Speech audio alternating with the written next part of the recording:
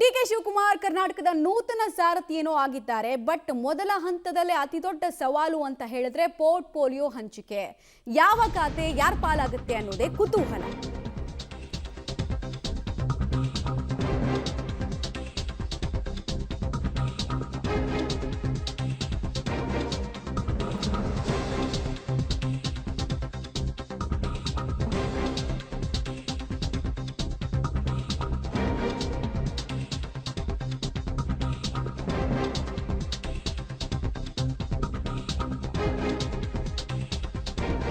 ಪ್ರಬಲ ಖಾತೆಗಳಿಗೆ ಹಿರಿಯ ಸಚಿವರು ಪಟ್ಟು ಹಿಡಿತಾ ಇದ್ದಾರೆ. ಹಿಂದಿನ ಸರ್ಕಾರದಲ್ಲಿನ ಖಾತೆಗಳನ್ನೇ ನಮ್ಗೆ ಈ ಸಲ ಕೂಡ ಮುಂದುವರಿಸಿ ಅಂತ ಒತ್ತಡವನ್ನ ಹೇರ್ತಾ ಇದ್ದಾರೆ. ಸ್ಪೆಷಲಿ ಲೋಕೋಪಯೋಗಿ PWD ಡಿಪಾರ್ಟ್ಮೆಂಟ್ ನನಗೆ ಇರಲಿ ಅಂತ ಜಾರಕಿಹೊಳಿ ಅವರು ಕೇಳಿದ್ದಾರಂತೆ. ಹಾಗೆ ಹೊಸ ಖಾತೆ ಬೇಡ ಅಂತ ಕೂಡ ಹೇಳಿದ್ದಾರಂತೆ. ಆಹಾರ ಮತ್ತು ನಾಗರಿಕ ಪೂರೈಕೆ ಈ ಖಾತೆ ನನಗೆ ಮುಂದುವರಿಸಿ ಅಂತ ಮುನಿಯಪ್ಪ ಅವರು ಕೂಡ ಡಿಮ್ಯಾಂಡ್ ಇಡ್ತಿದ್ದಾರೆ ಅಂತ ಹೇಳಲಾಗ್ತಾ ಇದೆ. ಜೊತೆಗೆ ಭಾರಿ ಕೈಗಾರಿಕೆ ಖಾತೆಯಲ್ಲೇ ನಾನು ಮುಂದುವರಿತೀನಿ ಅಂತ MB ಪಾಟೀಲ್ ಕೂಡ ಕೇಳ್ಕೊಳ್ತಿದ್ದಾರೆ. ಇವರು ಇಷ್ಟು ಜನ ಮಾತ್ರ ಅಲ್ಲ, ಇನ್ನುಳಿದವರು ನನಗೆ ಆ ಖಾತೆ ಬೇಕು ಈ ಖಾತೆ ಬೇಕು ಅಂತ ಡಿಮ್ಯಾಂಡ್ ಮಾಡ್ತಿದ್ದಾರೆ.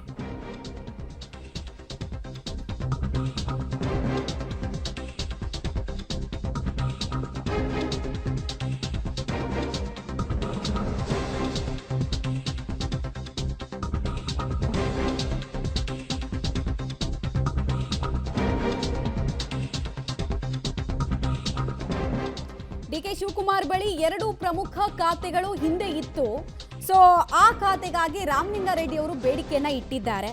ನನಗೆ ಸಾರಿಗೆ ಖಾತೆ ಬೇಡ, ಬೆಂಗಳೂರು ಅಭಿವೃದ್ಧಿ ಕೊಡಿ ಅಂತ ಅವರು ಕೂಡ ಡಿಮ್ಯಾಂಡ್ ಮಾಡ್ತಾ ಇದ್ದಾರೆ. ಜಲಸಂಪನ್ಮೂಲ ಖಾತೆ ಇಟ್ಕೊಳ್ಳೋದಕ್ಕೆ ಡಿಕೆ ಶಿವಕುಮಾರ್ ಪ್ಲಾನ್ ಮಾಡ್ಕೊಳ್ತಾ ಇದ್ದಾರೆ. ಜಲಸಂಪನ್ಮೂಲ ಖಾತೆಯನ್ನ ಕೊಡೋದಕ್ಕೆ ಡಿಕೆ ಶಿವಕುಮಾರ್ ಪ್ಲಾನ್ ಮಾಡ್ಕೊಳ್ತಾ ಇದ್ದಾರೆ. ಬಟ್ ನನಗೆ ಇದು ಬೇಡ, ಪರ್ಟಿಕ್ಯುಲರ್ ಆಗಿ ಇದೇ ಬೇಕು ಅಂತ ಸ್ಪೆಸಿಫಿಕ್ ಆಗಿ ರಾಮಲಿಂಗಾರೆಡ್ಡಿ ಅವರು ಹೇಳ್ತಾ ಇದ್ದಾರಂತೆ. ಗೃಹ ಖಾತೆಯ ಬದಲು ಕಂದಾಯ ಖಾತೆ ಕೊಡಿ ಅಂತ ಪರಮೇಶ್ವರ್ ಅವರು ಕೂಡ ಡಿಮ್ಯಾಂಡ್ ಅನ್ನ ಇಟ್ಟಿದ್ದಾರೆ. ಇವತ್ತು ಸಂಜೆಯೊಳಗೆ ನೂತನ ಸಚಿವರಿಗೆ ಖಾತೆಗಳನ್ನ ಹಂಚಿಕೆ ಮಾಡಲೇಬೇಕು. ಬಟ್ ಹೇಗೆ ಹಂಚಿಕೆ ಆಗುತ್ತೆ ಅನ್ನೋದೇ ಪ್ರಶ್ನೆ. ಸರ್ಕಾರ ಅನ್ನೋದು ಒಂದು ಬಸ್ಸು, ಚಾಲಕ ಚೇಂಜ್ ಆಗಿದ್ದಾರೆ. ಚಾಲಕನ ಡ್ರೈವಿಂಗ್ ಕೆಪಾಸಿಟಿ ಎಂಥದ್ದು ಅನ್ನೋದನ್ನ ಕೂಡ ಮೊದಲ ಹಂತದಲ್ಲಿ ಡಿಸೈಡ್ ಮಾಡುತ್ತೆ ಪೋರ್ಟ್ಫೋಲಿಯೋ ಹಂಚಿಕೆ. ನೂತನ ಸಚಿವರಾಗಿ ನಿನ್ನೆ ಕಾಂಗ್ರೆಸ್ನ ಹಿರಿಯ ನಾಯಕರ ಅಂತ ರಾಮಲಿಂಗಾರೆಡ್ಡಿ ಸರ್ ಪ್ರಮಾಣ ವಚನ ಸ್ವೀಕಾರ ಮಾಡಿರುವಂಥದ್ದು. ಸ್ವತಃ ಅವರೇ ನಮ್ಮ ಜೊತೆ ಇದ್ದಾರೆ, ಮಾತಾಡ್ಸೋಣ. ಸರ್ ನಮಸ್ತೆ. ತಾವು ಈ ಹಿಂದೆ ಹಲವು ಖಾತೆಗಳನ್ನು ನಿಭಾಯಿಸಿದಿರ, ಜವಾಬ್ದಾರಿಯುತವಾಗಿ ನಿರ್ವಹಿಸಿದಿರ, ಕೆಲಸವನ್ನು ಮಾಡಿದಿರ. ಈ ಹಿಂದೆ ಸಾರಿಗೆ ಸಚಿವರಾಗಿದ್ರಿ. ಈಗ ಅದೇ ಖಾತೆ ಕೊಡ್ತಾರ ಅಥವಾ ಖಾತೆ ಬದಲಾವಣೆ ಆಗುತ್ತೆ ಅಂತ ಹೇಳ್ತಾ ಇದ್ದಾರೆ. ಈ ಖಾತೆ ಬದಲಾವಣೆ ಮಾಡೋ ವಿಚಾರವಾಗಿ ತಾವೇನು ಹೇಳ್ತೀರಾ ಸರ್? ಅದ್ರ ಬಗ್ಗೆ ಎಲ್ಲ ಏನು ಪ್ರಶ್ನೆ ಕೇಳಬೇಡಿ ಸರ್. ಯಾಕೆಂದರೆ ತಮ್ಮ ಅಭಿಮಾನಿಗಳು, ಕಾರ್ಯಕರ್ತರು, ಬೆಂಬಲಿಗರು ಎಲ್ಲರೂ ಕೂಡ ಬೆಂಗಳೂರು ಅಭಿವೃದ್ಧಿ ತೆಗೆದುಕೊಳ್ಳಿ ಅಂತೇಳಿ ತಮಗೆ ಹೇಳ್ತಾ ಇದ್ದಾರೆ ಸರ್. ಅವ್ರು ಹೇಳ್ತಾರೆ, ಅದ್ರ ಬಗ್ಗೆ ಕಾಮೆಂಟ್ ಮಾಡಲ್ಲ ಸರ್. ಯಾಕೆ ಅಂದರೆ ಸರ್, ಜಲಸಂಪನ್ಮೂಲ ಅಥವಾ ಬೇರೆ ಖಾತೆ ಕೊಡ್ತಾರೆ ಅನ್ನೋವಂಥ ಮಾಹಿತಿ ಹರಿದಾಡ್ತಾ ಇದೆ ತಮಗೆ. ಅದ್ರ ಬಗ್ಗೆ ನಾನು ಮಾಧ್ಯಮಗಳಲ್ಲಿ ನೋಡಿದೆ, ಅದ್ರ ಬಗ್ಗೆ ಕಾಮೆಂಟ್ ಮಾಡೋಕ್ಕೆ ಹೋಗಲ್ಲ. ಅಲ್ಲ ಸರ್, ತಾವೀಗ ಯಾವುದೇ ಖಾತೆ ಕೊಟ್ಟರು ನಿಭಾಯಿಸ್ತೀರಾ ಅಥವಾ ಇಂಥದ್ದೇ ಖಾತೆ ಬೇಕು ಅಂತ ಅಂತೀರಾ? ಯಾಕೆ ಸರ್? ಅದ್ರ ಬಗ್ಗೆ ಏನು ಮಾತಾಡಲ್ಲ. ನೀವು ಎಷ್ಟು ಹೇಳಿದ್ರು ಇಷ್ಟೇ ನನ್ನ ಉತ್ತರ ಸರ್. ಯಾಕೋ ತಾವು ಮೌನವಾಗಿದ್ದೀರಾ? ಈ ಮೌನಕ್ಕೆ ಏನು ಸರ್ ಕಾರಣ? ಮೌನಕ್ಕೆ ಕಾರಣ ಇಷ್ಟು ಇರೋದೇ ಇಷ್ಟೇ ಉತ್ತರ. ಇದಕ್ಕಿಂತಲೂ ಹೆಚ್ಚು ಉತ್ತರ ಕೊಡೋಕ್ಕಾಗಲ್ವಲ್ಲ. ಯಾಕೆಂದರೆ ಸರ್ ಸಂಪುಟದಲ್ಲಿರುವಂಥ ನಾನು ಹೇಳೋಕ್ಕಾಗತ್ತಾ? ಅಲ್ಲ ಸರ್, ಸಂಪುಟದಲ್ಲಿರುವಂಥ ಹಿರಿಯ ನಾಯಕರು ನೀವು. ಈ ರೀತಿ ತಾವು ಯಾವತ್ತೂ ಮೌನ ಆಗಿದ್ದನ್ನು ನಾವು ನೋಡಿಲ್ಲ. ಏನಾದರೂ ಒಂದು ಮಾತನಾಡ್ತಾ ಇದ್ರಿ. ಈಗ ಹೊಸದಾಗಿ ಸಂಪುಟ ವಿಸ್ತರಣೆ ಆದಮೇಲೆ ತಾವು ಯಾಕೆ ಈ ರೀತಿ ಮೌನ ವಹಿಸಿದ್ರಂತ? ಏನೋ ಮೌನವಾಗಿದ್ದರೆ ಒಳ್ಳೆಯದು. ಯಾಕೆ ಸರ್? ಯಾಕೆ ಸರ್?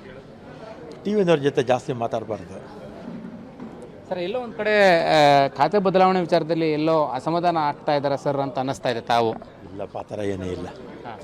ಅದ್ರ ಬಗ್ಗೆ ಏನು ಪ್ರಶ್ನೆ ಕೇಳಬೇಡಿ. ಇನ್ನೂ ಬೇರೆ ನಮ್ಮ ಸರ್ಕಾರದ ಅಭಿವೃದ್ಧಿಗಳ ಬಗ್ಗೆ ಕೇಳಿ, ಮುಂದೆ ನಮ್ಮ ಪ್ಲ್ಯಾನ್ಸ್ ಬಗ್ಗೆ ಕೇಳಿ, ಬೆಂಗಳೂರು ಬಗ್ಗೆ ಏನೇನು ನಾವು ಕಾರ್ಯಕ್ರಮ ಹಾಕ್ಕೊಂಡಿದ್ದೀವಿ ಇದನ್ನೆಲ್ಲ ಕೇಳಿದ್ರೆ ಹೇಳ್ತೀನಿ. ನಾವೇನು ಮಾಡಲಿಲ್ಲ, ಯಾವುದು ಹಂಚಿಕೆ ಮಾಡಿದ್ರೆ ನೋಡೋಣ, ಮುಖ್ಯಮಂತ್ರಿಗಳಿಗೆ ಬಿಟ್ಟಿದ್ದು. ಅದು ಬೇರೆ ಯಾವುದು ಆಸಕ್ತಿ ಇಲ್ಲ ನನಗೆ. ಇದನ್ನು ಕೊಟ್ಟರೆ, ಯಾಕಂದ್ರೆ 3 ವರ್ಷ ಇದರಲ್ಲಿ ಸಂಶೋಧನೆ ಮಾಡಿದ್ದೀವಿ, ಕೆಲಸ ಮಾಡಿದ್ದೀವಿ. ಇನ್ನು ಮತ್ತೆ ಹೊಸದು ಕೊಟ್ಟರೆ 2 ವರ್ಷ ಬೇಕು ಅದು ಹುಡುಕ್ಲಿಕ್ಕೆ. ಅದು ಏನು ಕೆಲಸ ಮಾಡಬೇಕು, ಪಾಪ್ಯುಲಾರಿಟಿ ಜನಕ್ಕೆ ಮುಟ್ಟಿಸೋದಕ್ಕೆ ಟೈಮ್ ಆಗುತ್ತೆ. ಈಗಾಗಲೇ ಭಾಳಷ್ಟು ಜನ ಅವರವರು ಅಲ್ಲಿರುವಂಥ ಸಮಸ್ಯೆಗಳನ್ನು ಪರಿಹಾರಗಳನ್ನು ಈಗಾಗಲೇ ಕಂಡು ಹಿಡಿದಿದ್ದಾರೆ. ಸೊ ಅದು ಮತ್ತೆ ಈಸಿ ಆಗುತ್ತೆ ಅದನ್ನೇ ಕೊಟ್ಟರೆ. ನಮ್ಮ ಜೊತೆ ನೂತನ ಸಚಿವರಾದಂತಹ ಎಂ ಬಿ ಪಾಟೀಲ್ ಅವರು ಇದ್ದಾರೆ, ಬನ್ನಿ ಮಾತಾಡ್ಸೋಣ. ಸರ್, ಹೊಸ ಸರ್ಕಾರ, ಹೊಸ ಸಂಪುಟ, ಹೊಸ CM, ಹೊಸ ಕನಸು, ರಾಜ್ಯ ಜನತೆ ಏನು ನಿರೀಕ್ಷೆ ಮಾಡ್ಬೋದು ಅಂತ? ನೋಡಿ, ಇದು ರಾಜಕೀಯ ಒಂದು ಪ್ರಕ್ರಿಯೆ.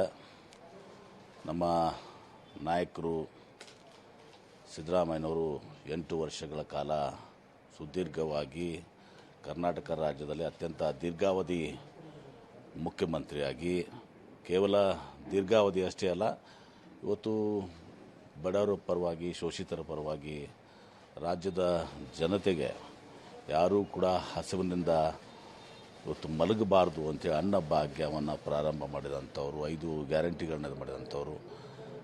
ತದನಂತರ ಡಿ ಕೆ ಶಿವಕುಮಾರ್ ಅವರು ಇವತ್ತು ತಮ್ಮ ಸಂಘಟನಾ ಚತುರತೆಯಿಂದ KPCC ಅಧ್ಯಕ್ಷರಾಗಿ ಅವರು ಭಾಳಷ್ಟು ಶ್ರಮ ವಹಿಸಿ ಸಿದ್ದರಾಮಯ್ಯನವ್ರ ಜೊತೆಗೂಡಿ ಇವತ್ತೊಂದು ಸಹ ಕಾಂಗ್ರೆಸ್ ಪಕ್ಷ ಅಧಿಕಾರಕ್ಕೆ ಬರಲಿಕ್ಕೆ ಪ್ರಯತ್ನಿಸಿದರು. ಹೀಗಾಗಿ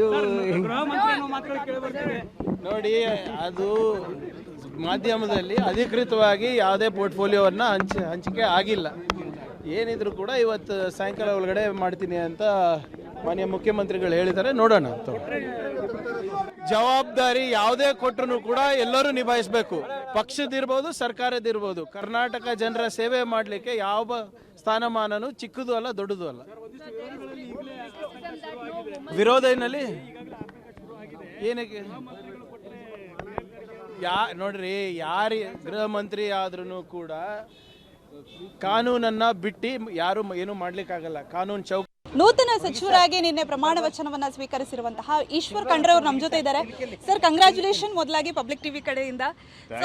ನಿಮಗೆ, ನಮ್ಮ ಕಾಂಗ್ರೆಸ್ ಪಕ್ಷದ ಎಲ್ಲ ವರಿಷ್ಠರಿಗೆ, ಮಾನ್ಯ ಮುಖ್ಯಮಂತ್ರಿಗಳಿಗೆ, ಮಾನ್ಯ ಮಾಜಿ ಮುಖ್ಯಮಂತ್ರಿಗಳಿಗೆ ಮತ್ತು ಸಮಸ್ತ ನಾಡಿನ ಜನತೆಗೆ ವಿಶೇಷವಾಗಿ ನನ್ನ ಮೇಲೆ ವಿಶ್ವಾಸ ಇಕ್ಕಿ ನನಗೆ ಆಯ್ಕೆ ಮಾಡಿ ವಿಧಾನಸಭೆಗೆ ಕಳಿಸಿದಂಥ ನಮ್ಮ ಭಾಲ್ಕಿ ಕ್ಷೇತ್ರದ ಮತದಾರ ಬಂಧುಗಳಿಗೆ ನನ್ನ ಪರವಾಗಿ ಕೃತಜ್ಞತೆಗಳನ್ನು ತಮ್ಮ ಮುಖಾಂತರ ಸಲ್ಲಿಸ್ತೇನೆ. ಸರ್, ಈಗ ಯಾವ ಖಾತೆಯ ನಿರೀಕ್ಷೆ ತಮಗಿದೆ ಅಂತ ಗೊತ್ತಿಲ್ಲ.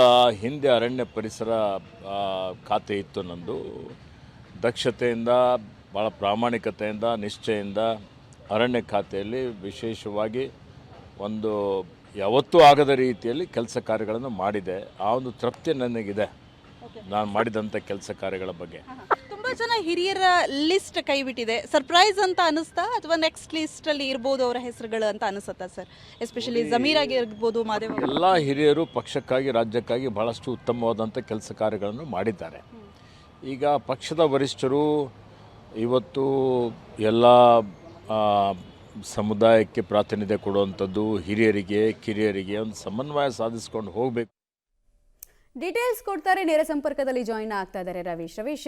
ಈಗ ಬಹುತೇಕ ಹಿರಿಯ ಸಚಿವರು ನಮಗೆ ಅಟ್ಲೀಸ್ಟ್ ನಮ್ಮ ಸೀನಿಯಾರಿಟಿ, ನಮ್ಮ ಕ್ಯಾಲಿಬರ್ ಪ್ರಕಾರ ಹಿಂದೆ ಕೊಟ್ಟ ಖಾತೆಗಳನ್ನ ಈಗಲೂ ಕಂಟಿನ್ಯೂ ಮಾಡಿ ಅಂತಿದ್ದಾರೆ. ಹಿಂಗೆ ಮಾಡಿದ್ರೆ ಹೊಸ ಗಾಜಿನ ಬಾಟ್ಲಲ್ಲಿ ಹಳೆ ವೈನ್ನೇ ತುಂಬಿಸ್ಕೊಟ್ಟಂಗೆ ಆಗತ್ತೆ.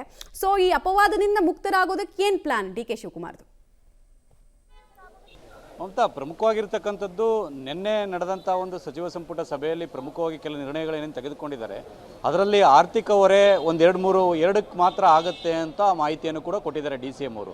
ಅಂದರೆ ಎಲ್ಲ ಒಂದು ಕಡೆ ಆ ಬಸ್ ಪಾಸ್ಗೆ ದೊಡ್ಡ ಮಟ್ಟದ ಹೊರೆ ಏನು ಆಗೋದಿಲ್ಲ, ಉಚಿತ ಬಸ್ ಪಾಸನ್ನು ಆ ಒಂದು ವಿದ್ಯಾರ್ಥಿಗಳಿಗೆ ಕೊಡುವಂಥ ಸಂದರ್ಭದಲ್ಲಿ ಅಂತ. ಆದರೆ ಈ ಒಂದು ಕ್ಲಬ್ಗಳೇನಿದೆ, ಈ ಗ್ರಾಮ ಪಂಚಾಯತಿ ಮಟ್ಟದ ಕ್ಲಬ್ಗಳು, ಅದಕ್ಕೆ ಸ್ವಲ್ಪ ಮಟ್ಟಿನ ಹೊರೆ ಆಗ್ಬೋದು ಅನ್ನೋ ಒಂದು ಅಂದಾಜು ಲೆಕ್ಕಾಚಾರವನ್ನು ಕೂಡ ಕೊಟ್ಟಿರ್ತಕ್ಕಂಥದ್ದು. ಹಾಗಾಗಿ ಫಸ್ಟ್ ಕ್ಯಾಬಿನೆಟ್ನಲ್ಲಿ ಎಲ್ಲೋ ಒಂದು ಕಡೆ ನಮ್ಮ ಒಂದು CM ಆದ ಬಳಿಕ ಏನೆಲ್ಲ ಕೊಡುಗೆ ಕೊಡಬೇಕು ಅದನ್ನು ನಾವು ಕೊಡಲೇಬೇಕಾಗುತ್ತೆ ಅನ್ನೋದನ್ನು ಕೂಡ ವಿವರಿಸಿ ಹೇಳಿದ್ದಾರೆ. ಅದ್ರ ಜೊತೆಗೆ ಎಲ್ಲೋ ಒಂದು ಕಡೆ ಡಿ ಕೆ ಶಿವಕುಮಾರ್ ಅವರು ಈ ಒಂದು ಜಾಗದ ವಿಚಾರ ಏನಿತ್ತು, ಅಂದರೆ ಎ ಖಾತೆಯಿಂದ ಬಿ ಖಾತೆ. ಮಮತಾ ಹೇಳಿ. ರವೀಶ್, ನಾನು ಕೇಳ್ತಾ ಇದ್ದೆ, ಖಾತೆಗಳ ವಿಚಾರದಲ್ಲಿ ಹಿರಿಯರೆಲ್ಲ ಡಿಮ್ಯಾಂಡ್ ಇಡ್ತಿದಾರಲ್ಲ, ಹಳೆ ಖಾತೆಗಳನ್ನೇ ನಮಗೆ ಮುಂದುವರಿಸಬೇಕು ಅಂತ. ಸೊ ಇದನ್ನ ಮನ್ನಣೆ ಮಾಡೋ, ಮಾನ್ಯ ಮಾಡೋ ಸಾಧ್ಯತೆ ಎಷ್ಟು ಅಂತ ಕೇಳ್ತಿದ್ದೆ.